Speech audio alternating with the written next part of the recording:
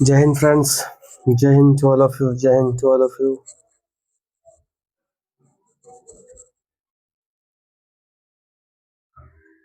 चलिए, तो last class हम देख चुके थे हम लोग। लास्ट क्लास हमें वैदिक सभ्यता को देख लिया था। ठीक है, जैसे कुछ बातें याद रखनी होती है। वैदिक सभ्यता के जो संस्थापक थे वो आर्य थे। ठीक है, उनकी जो भाषा थी वो क्या थी? संस्कृत थी, है ना। उनका फेवरेट पशु था वो गाय था। फिर प्रमुख जो उनकी नदी थी वो सिंधु नदी थी। हालांकि वो माता सरस्वती को मानते थे, तब सबसे ज्यादा पूजा होता था सरस्वती नदी के। ठीक है, जैसे हम लोग गंगा का पानी पवित्र मानते हैं, वैसे वो लोग इसका पानी पवित्र मानते थे, सरस्वती नदी का मानते थे। ठीक है।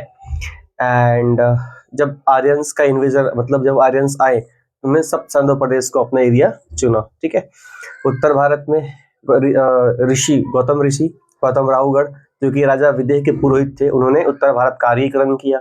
आर्यीकरण करने का अर्थ है कि जो मूल निवासी है, आदिवासी है, वहाँ के जो द्रविड़ लोग हैं, द्रविड़ नीचे है, ऊपर है मूल निवासी, आदिवासी, जो भी लोग हो, उन सबको संस्कृत सिखाना, अपनी पूजा पद्धति सिखाना, कर्मकांड सिखाना, यही कहलाता है आर्यीकरण। और दक्षिण भारत में ऋषि अगस्त्य को ये कार्यभार सौंपा गया था। ठीक है, और जो इनका जो फेवरेट पशु था, प्रमुख पशु इस वक्त ऋग्वैदिक काल में, वो क्या था? गाय था, है ना। और गायों के लिए झगड़ा होता था। गाय चोरी करने पे या फिर गाय को मारने पे मृत्युदंड का भी प्रावधान था। गायों के लिए राजा युद्ध करते थे। राजा का प्रमुख काम होता था गाय को ढूंढना, अगर किसी ने चोरी कर लिया है तो जो गाय के लिए युद्ध होता था उसको हम कहते हैं गविष्टि। ठीक है, चलिए, तो आज हम आगे बढ़ेंगे, है ना। बौद्ध धर्म, जैन धर्म देखना है। ठीक है, तो उससे पहले क्या है, हमें कुछ दर्शन देखने हैं। षड दर्शन, हमें षड दर्शन देखने हैं। मतलब दर्शन कितने हैं? तो हमारे पास जो दर्शन है वो छह दर्शन है। हमारे पास छह दर्शन है। सांख्य दर्शन, योग दर्शन, ठीक है, सांख्य दर्शन, योग दर्शन, ठीक है, न्याय दर्शन, वैशेषिक दर्शन, वैशेषिक, ठीक है। फिर इसके बाद आता है उत्तर मीमांसा, और फिर पूर्व मीमांसा। उत्तर मीमांसा और पूर्व मीमांसा, ये छह दर्शन है हमारे पास। ठीक है,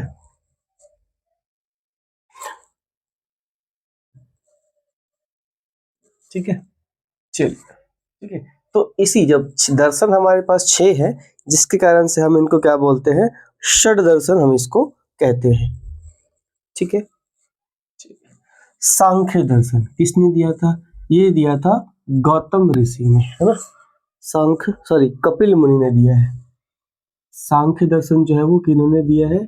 ये दिया है कपिल मुनि ने। योग दर्शन हमें पतंजलि ने दिया है ना। आज का बाबा रामदेव वाला पतंजलि नहीं। न्याय जो है वो हमें गौतम ऋषि ने दिया है। ठीक है, गौतम ऋषि ने। वैशेषिक दर्शन जो है हमें कणाद ने दिया है, कणाद ने दिया है। ठीक है, उत्तर मीमांसा जो है बादरायण ने दिया है, बादरायण ने दिया है। ठीक है, और पूर्व मीमांसा हमें जैमिनी ने दिया है। ठीक है, सांख्य दर्शन, योग दर्शन, न्याय दर्शन, वैशेषिक दर्शन, उत्तर मीमांसा और पूर्व मीमांसा, ये हमारे पास छह दर्शन है। ठीक है, दर्शन आपको पढ़ने लिखने से नहीं मिलता है। दर्शन आपको अपने जीवन में किए गए कार्य से जो अनुभूति प्राप्त होती है, जो फीलिंग्स प्राप्त होती है, या फिर जो भी आपको किए गए कार्य से जो चेतना प्राप्त होती है, उसको हम कहते हैं दर्शन। जिन्होंने अपने एक्सपीरियंस के आधार पे उस चीज को परखा हो, ठीक है, तो उसको किताब में लिख देते हैं। तो यही कहलाता है क्या? दर्शन कहलाता है। ठीक है, जो महात्मा बुद्ध थे वो सांख्य दर्शन से काफी ज्यादा प्रभावित थे। योग दर्शन पतंजलि ने लिखी है, जिसको आज बाबा रामदेव ने क्या कर दिया है? पतंजलि नाम को ही पेटेंट करवा लिया है और योग का प्रचार कर रहे हैं। अब कुछ लोगों को इसमें चुभता है, अरे भाई जो तुम भी बेचो भाई, तुम जो उन्होंने योग को प्रचार कर, योग का प्रचार करते करते उन्होंने अपना बिजनेस खोल लिया, तो क्या क्या दिक्कत है भाई? कोई भी बिजनेस खोल सकता है। उनको थोड़ी कोई घर घर में बोलने आ रहा है भाई तू खरीद इसको। अब तुम भी बेचो, तुम कबूतर का बीटे बेच दो भाई, जो मर्जी बोल के, अगर चलता है तो।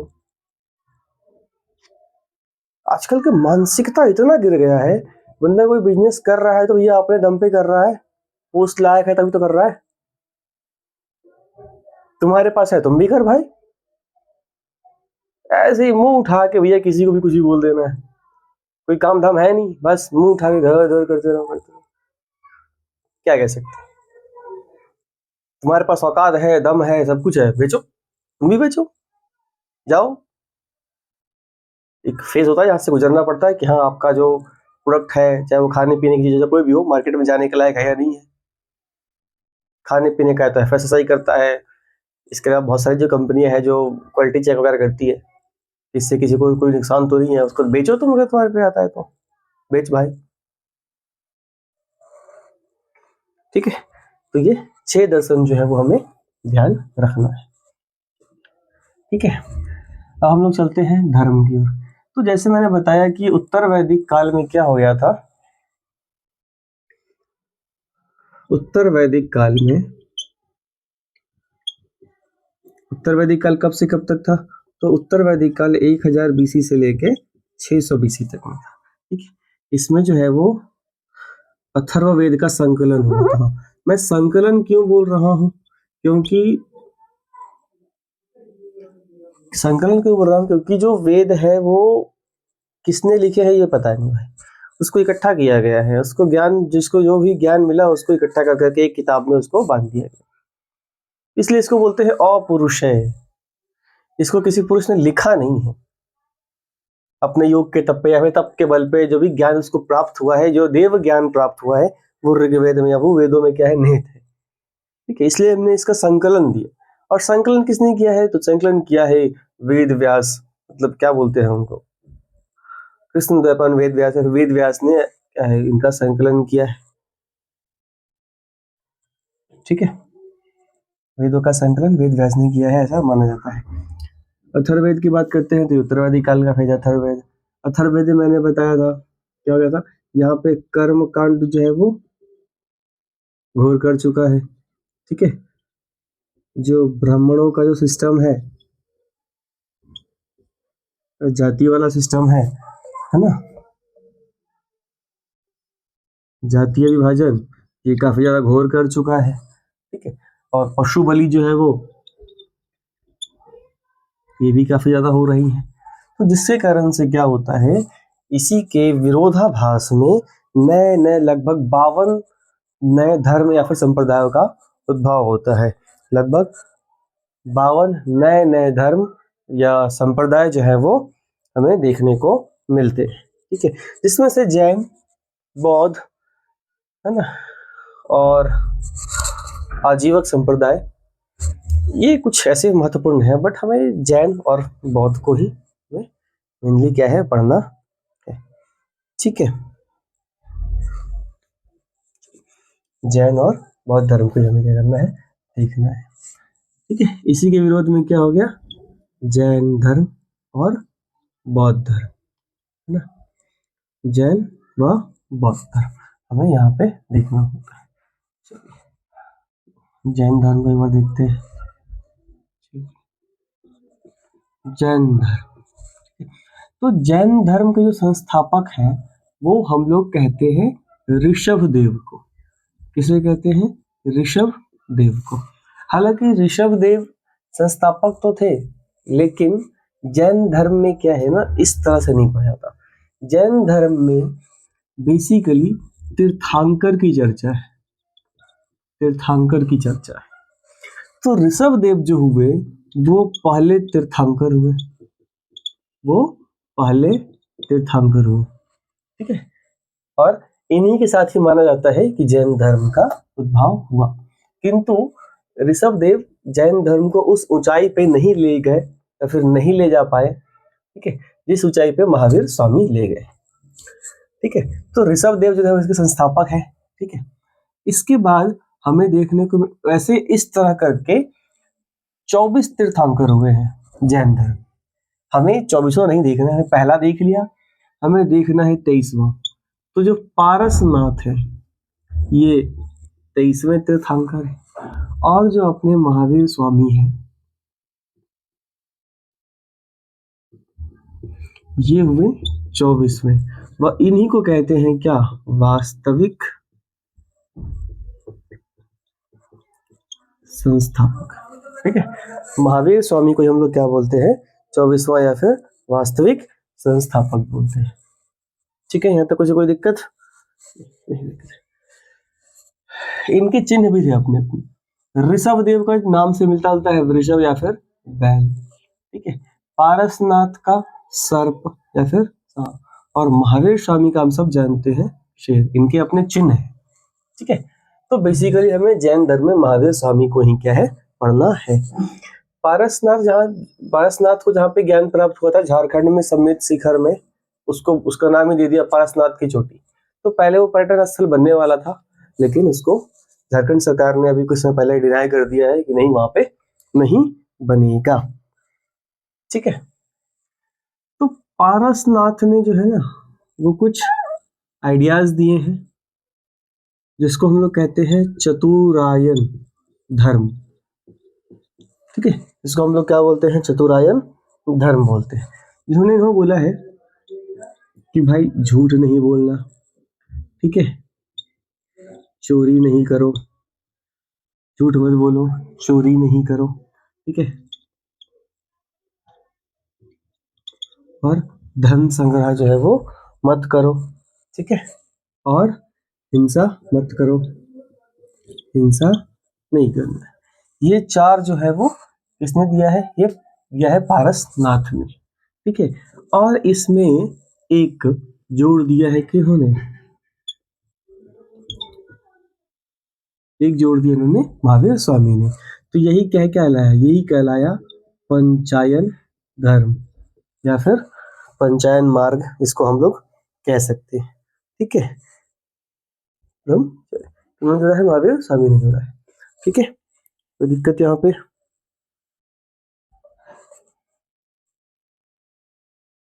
है ना। अब इसमें झूठ नहीं बोलना हो तो ठीक है, चोरी नहीं करना, है ना। इसको एक वर्ड दे दिया है उन्होंने, अस्तेय। अस्तेय, इसको दिया है अपरिग्राह, और इसका तो आप सब जानते हैं, अहिंसा। ये कुछ कीवर्ड्स है जो हमें ध्यान में रखना होता है। ठीक है, तो ये महावीर स्वामी ने एक दे दिया है ब्रह्मचर्य को, बाकी जो चार है वो पारसनाथ ने दिया है।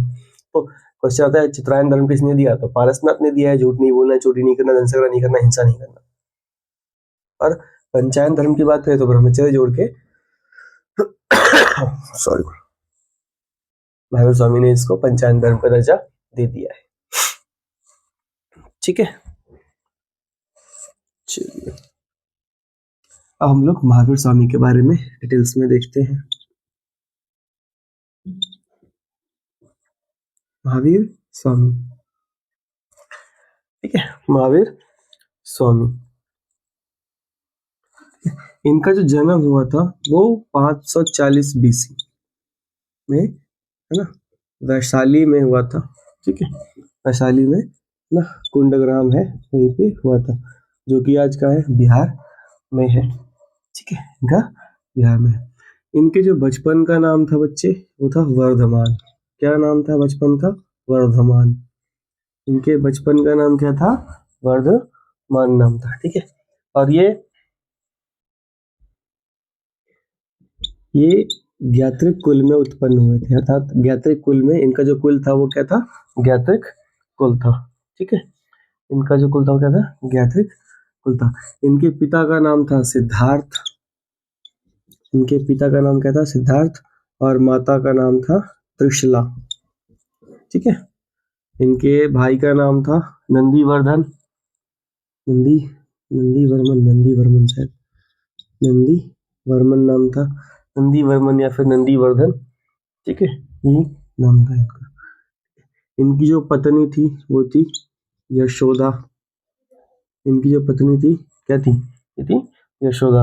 ये लिच्छवी के राजा चेतक की बहन थी। ठीक है, चेतक की बेटी से शादी करता है कौन, बिंबिसार, और चेतक की बहन शादी करते हैं महावीर स्वामी। क्या फूफा भतीजा लगता है।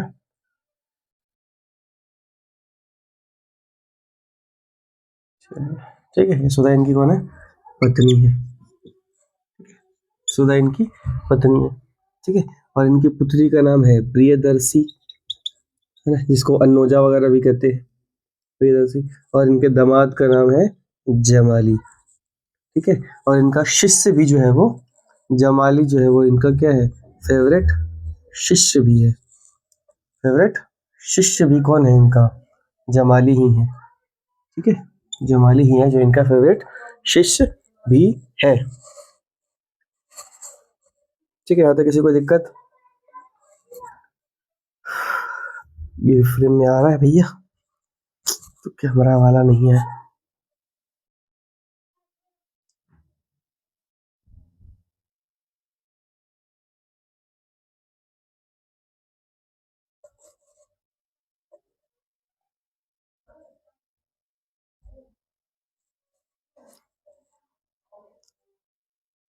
ठीक है,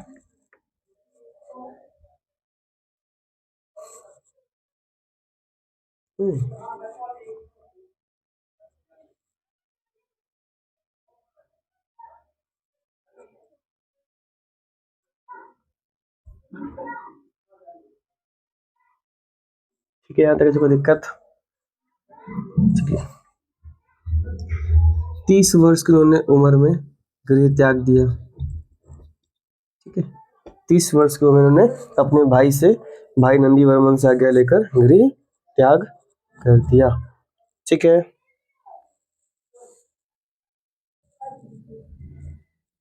थोड़ा सा एक और नीचे आएगा क्या? अब नहीं आ पाएगा, चलिए उस तरफ चलते हैं। हाँ, चलिए,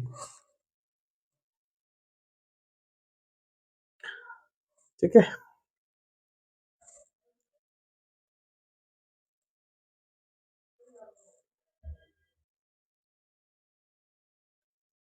ठीक है, महावीर स्वामी का जन्म कहाँ पे हुआ था? 540 ईस्वी में वैशाली हुआ था, कुंडग्राम में, ठीक है। बचपन का नाम वर्धमान था, गायत्री कुल में पैदा हुए थे ये। पिता सिद्धार्थ और माता त्रिशला, भाई नंदी वर्मन या नंदीवर्धन, पत्नी यशोदा, इनकी बेटी प्रियदर्शी और इनका दामाद जमाली, ठीक है। शिष्य भी और दामाद भी कौन था? जमाली था। 30 वर्ष की उम्र में क्या कर दिया था? गृह त्याग दिया था, ठीक है। 30 वर्ष की उम्र में इन्होंने गृह त्याग दिया, ठीक है। 30 वर्ष की उम्र में क्या हो गया इनको? गृह त्यागना पड़ा। ज्ञान की खोज में फिर ये निकले, है ना। ज्ञान की खोज में ये निकल पड़े 30 वर्ष की आयु में, ठीक है। और इनको जंबिक ग्राम में, है ना, इनको जंबिक ग्राम शाल वृक्ष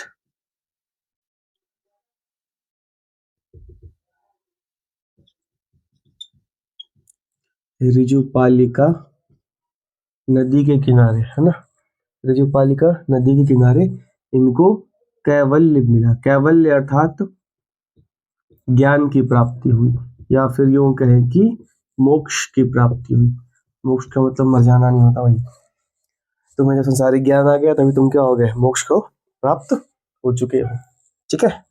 मोक्ष को प्राप्त हो चुके हो। पहला उपदेश इन्होंने कहाँ दिया? पहला उपदेश इन्होंने राजगीर में दिया है, ठीक है। पहला उपदेश इन्होंने कहाँ पे दिया है?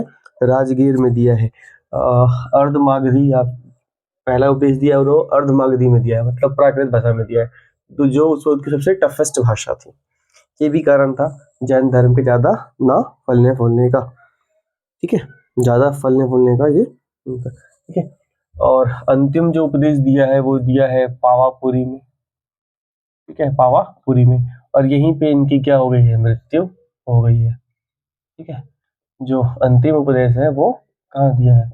वो दिया है पावापुरी में। और यहीं पे जो है इनकी मृत्यु या फिर इनको निर्माण प्राप्त हो चुका है, ठीक है। इन्होंने क्या कर दिया? इन्होंने विरोध किया, अहिंसा पे जोर दिया था, तो इन्होंने खेती का विरोध किया था, युद्ध का विरोध कर दिया, है ना। और अहिंसा पे इन्होंने बल दिया, तो अब खेती नहीं होगी, युद्ध नहीं होगा तो भाई कोई अपने राज्य को ऐसा सुरक्षित रखेगा, है ना, खेती नहीं होगी तो खाएगा पिएगा क्या। तो इस वजह से क्या हो गया, ये सिर्फ व्यापारी वर्ग में फैला। जो जैन धर्म वो व्यापारिक वर्ग में ही फैला है, ठीक है। जैन धर्म में इन्होंने त्रिरत्न दिए हैं,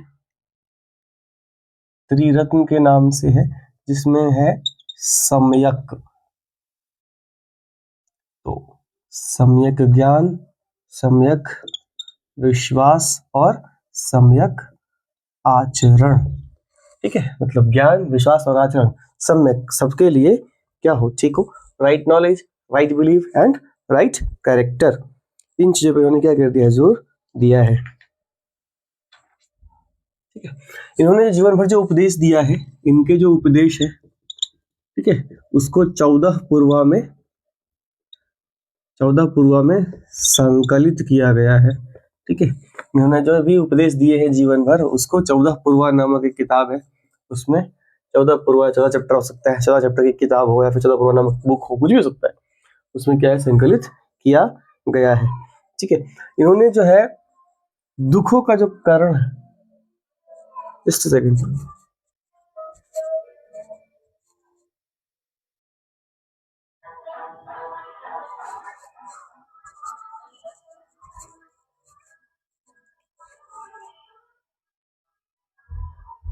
कौन बाजा बजा रहा है यार, ठीक है। इन्होंने जो है दुखों का कारण बताया आत्मा को, ठीक है। दुख का जो कारण है इन्होंने क्या बताया है, आत्मा को बताया है। और दुख को प्राप्त करने के लिए क्या है, मोक्ष का रास्ता है। और मोक्ष के लिए तुम कौन सा विधि अपनाओगे, तुम अपनाओगे संलेखना, अर्थात सबसे कठोर विधि, खाना पीना त्याग दो, नंगा घूमो, मतलब वस्त्र त्याग दो, जितनी भी संसारी चीजें हैं वो सबको आप त्याग दो। गलत लगा तो क्षमा प्रार्थी हूँ उसके लिए। मतलब ये है कि आप अपने वस्त्र भी त्याग दीजिए, खाना पीना सब त्याग दीजिए, और आप संलेखना विधि को अपना लीजिए, और आप इस संसार को छोड़ दीजिए। बहुत ही कठोर नियम है।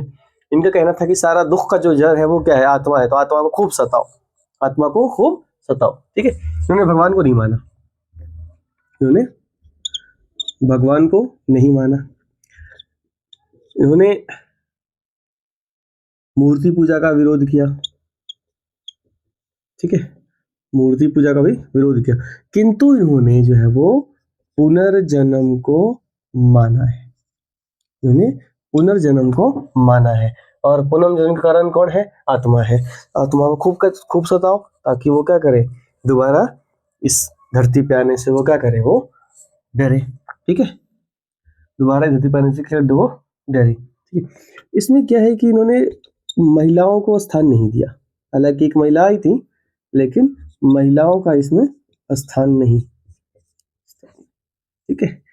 बाद में क्या हो जाता है, मगध में अकाल वगैरह पड़ता है, मगध में अकाल पड़ता है, तो इनके जो दो प्रमुख संत थे, भद्रबाहु और स्थूल भद्र और भद्रबाहु, ठीक है, इन दोनों में मतभेद होने के कारण ये भी क्या हो जाता है, जैन धर्म दो भाग में बढ़ जाता है, जैन धर्म दो भागों में क्या हो जाता है, बट जाता है। एक शाखा हो जाती है दिगंबर, है ना, दिगंबर, दिगंबर सही लिखा है भाई, दिगंबर। दूसरी शाखा हो जाती है श्वेतांबर, श्वेतांबर। दिगंबर से साफ है, जिसका दिग मतलब जिसका कपड़ा हो अंबर, है ना, जिसका वस्त्र हो अंबर, अर्थात इनका जो ये नग्न रहते थे, निवस्त्र रहते थे, निवस्त्र ठीक रहेगा, निवस्त्र, है ना, ये श्वेत वस्त्र धारण करते थे, ठीक है, वस्त्र, ये श्वेत वस्त्र धारण करते थे। इसके जो संत थे ये थे भद्रबाहु, भद्रबाहु, और इसके स्थूल बाहु या फिर स्थूल भद्र, ये इनके थे, ठीक है, संत थे, इनके प्रमुख फेमस संत थे ये, स्थूल भद्र श्वेतांबर के, स से श्वेतांबर, स से स्थूल भद्र, और दिगंबर क्या थे, भद्रबाहु, ठीक है। इनकी दो प्रमुख मीटिंग हुई है, जिसको बोलते हैं संगीति, तो दो संगीति हुई है, ये भी कहीं ना कहीं एक त्योहार की तरह से, जैसे कुंभ वगैरह होता है साल में एक बार, वैसे ही इसमें जो संगीतियां हुई है, ठीक है, दो संगीति हुई है इसमें, दो संगीति। पहला जो हुआ है वो 300 BC में हुआ है, ठीक है, जो दूसरा हुआ है वो 600 एडी में हुआ है।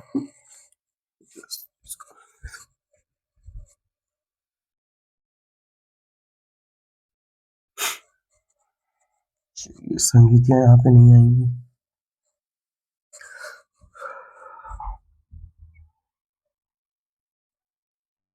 तो इसमें 2 बार संगीति हुई, 2 बार जो फेमस, मतलब इसमें संगीतियां जो संगीति 2 बार हुई है ना। एक हुई है 300 बीसी में और दूसरा हुआ है 600 एडी, मतलब 900 साल बाद। और कहीं ना कहीं ये भी क्या है, एक तरह से इनके डिक्लाइन में बहुत ज्यादा सहयोग करता है। ठीक है, तो सबसे पहला 300 बीसी में होता है वो पाटलिपुत्र में होता है। ठीक है, और जो 600 एडी में होता है वो गुजरात के वल्लभी में होता है। गुजरात के वल्लभी में होता है। जो पाटलिपुत्र में हो रहा है तो इस वक्त स्थूलभद्र इनका नेतृत्व कर रहे होते हैं पहले वाले में, और दूसरे में देवाधि श्रवण, ठीक है, कर रहे होते हैं 600 एडी में। ठीक है, 600 एडी मतलब ईसा के 6 साल बाद। तो जीवन में त्योहारों का रहना क्या है, बहुत महत्वपूर्ण है। त्योहार के रहने से क्या होता है, एक तरह से त्योहार के रहने से परिवार आपस में मिलता जुलता है ना। उस त्योहार की खासियत हमें पता चल जाती है जब त्योहार आता है तो। ठीक है, अब ये त्योहार का जो चीज है वो शहर वाले लोग क्या जानेंगे, माचिस के डब्बे में रहने वाले लोग ठीक है समझते होंगे। गांव में देखिए त्योहार में कितना हुजूम होता है, चाहे वो होली हो, दिवाली हो, कुछ भी हो, पता चलता है। पर घर शहर में लोग माचिस के डब्बे में रहते हैं। कब्र जितना उनका घर ही होता है, जितने में कब्र आ जाए गांव में उतने में गांव शहर में लोग घर बनवा लेते हैं। क्या कह सकते हैं, है ना। और त्योहार जो है वो एक तरह से क्या है कि व्यापार का भी बहुत बड़ा स्रोत है। त्योहारों पे कितनी खरीद बिक्री हो जाती है, सोचिए दिवाली आते ही लोग सोना चांदी ये वो सब खरीदना शुरू कर देते हैं, है ना। एक तरह से अर्थव्यवस्था का आधार भी है त्योहार। अब भारत में तो हर क्या है 15 दिन, महीने महीने 2 महीने में कोई ना कोई त्योहार आता रहता है। अभी दुर्गा पूजा गया, 10-15 दिन बाद दिवाली आ गया, दिवाली गया 6 दिन बाद छठ आ गया, छठ जा रहा है, छठ भी जा रहा है, तो छठ भी चलाई गई एक तरह से। जनवरी में वो आ जाएगा, क्या कहते हैं, खिचड़ी। मकर संक्रांति आ जाएगा जनवरी में, फिर होली आ जाएगा।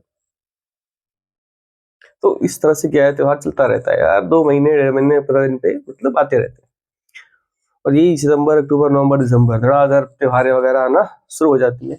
और त्योहार क्या है, एक तरह से अर्थव्यवस्था का भी एक बहुत बड़ा आधार है। तो कहीं ना कहीं त्योहार भी क्या रहा है, जैन धर्म के डिक्लाइन का कुछ कारण रहा है, क्योंकि आप 900 साल बाद आप त्योहार मना रहे हो, ये भी है। दूसरा, निवस्त्र रहना एक सभ्य समाज में शोभा नहीं देता है। हालांकि ये ठीक बात नहीं है, निवस्त्र आए थे निवस्ती जाना है, ये बात सच है।